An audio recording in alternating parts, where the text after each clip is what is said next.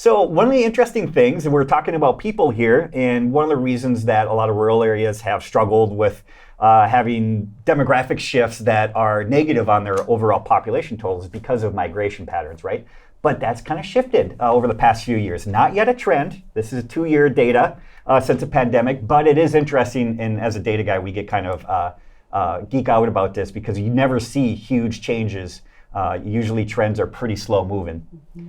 So we're going to talk about 2 drivers of population change. So a lot of times we just talk about, oh, population went up, population went down, but it really is dependent on 2 things. Are you having more births than deaths, or vice versa? And are you having more people move in than out? These are what changes population. So let's start with natural change. I'm going to be providing some charts here, and they're called VRUCA categories. Not super important, you know what that means, but you kind of get a sense of maybe where your county is. Are you an urban county? Are you an urban town-rural mix, or town-rural mix entirely rural? This will give you a sense of where my categories are coming from in my charts. So let's look at natural change. And again, here we're looking at births and deaths. So the red bar, as you'll see on the left side here, this is the annual change. So like if we start with births here on the left side, the red entirely rural, essentially they've had 1,000 births per year. This is the average for 2010 to 2019. The orange is the average annual birth number from 2020 to 22 years. So again, 2 years versus 10 years, but you kind of come to see the annual averages here. And you can see births has barely changed at all. Pretty much the same annual change that we saw last decade has been the goal so far of this decade.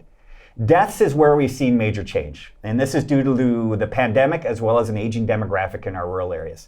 I'll use town-rural mix here, and you can see from 2010 to 2019, town-rural mix typically saw about 8,500 deaths per year. That shot up so far this decade to about 11,000 deaths per year. And again, pandemic and aging populations, this is kind of what we're going to see now over the next 10 to 15 years. We're probably not going to see these numbers go down. So we put those 2 together. So we're looking at births minus deaths now, and you can see entirely rural used to lose about 200 people per year last decade. This decade, it's gone up to about 400 people because there's been so many more deaths. Again, births hasn't changed. It's the deaths that have changed. And it's all across the state. So town-rural mix used to have about 1,200 more births per deaths. Now it's having, so far this decade, about 1,000 more deaths than births. Urban town-rural mix used to be about 3,600. Now they're only having about 512 more births than deaths. And entirely urban, you can see, went from 23,000 to about 14,000. So it's impacting everybody. So what this means is that natural change has worsened across the state. The deaths are increasing, the births are relatively unchanged. We're not having more births to offset the deaths.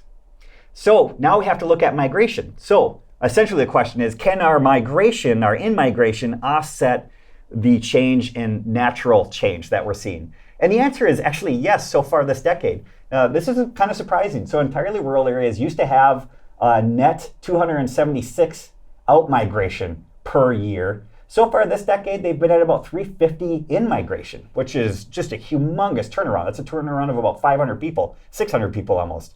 Town-rural mix used to lose about 1,000 to out-migration, now gaining 3,000. Urban town-rural mix used to gain about 205 per year in in-migration, now up to 6,000. And this is a surprising one so far. Entirely urban used to gain about 11,000 to in-migration, now is losing about 18,000 to out-migration so far this decade.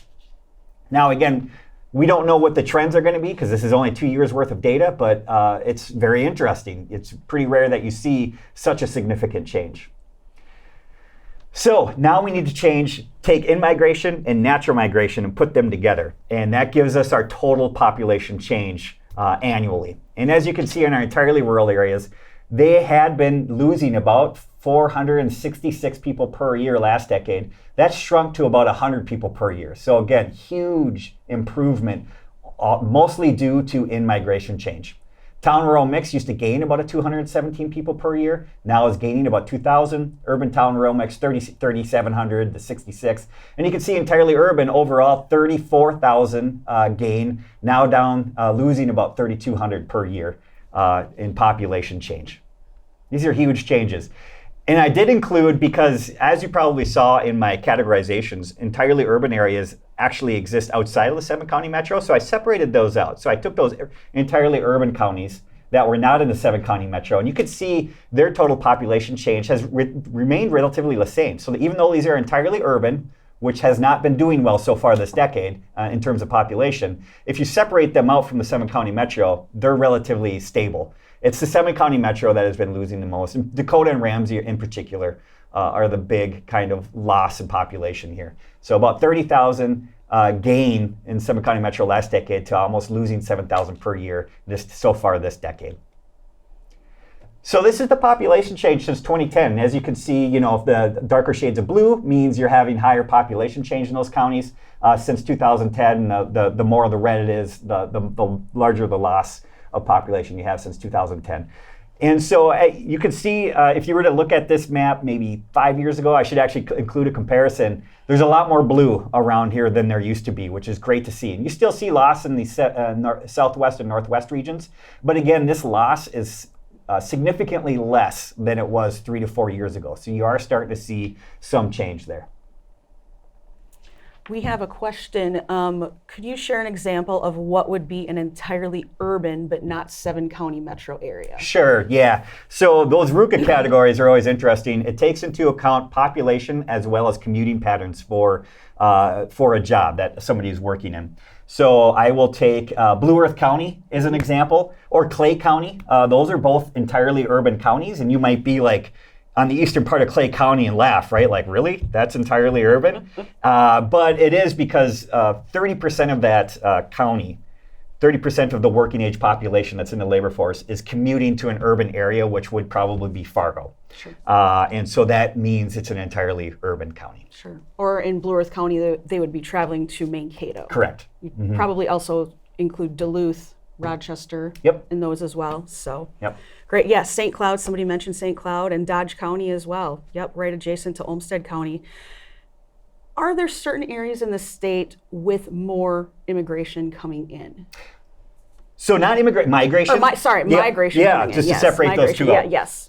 So these RUCA categories obviously have a lot of aggregation that's occurring, right? So if you look at an entirely rural county or a town rural county, that's a good chunk of the state. I kind of threw them all together.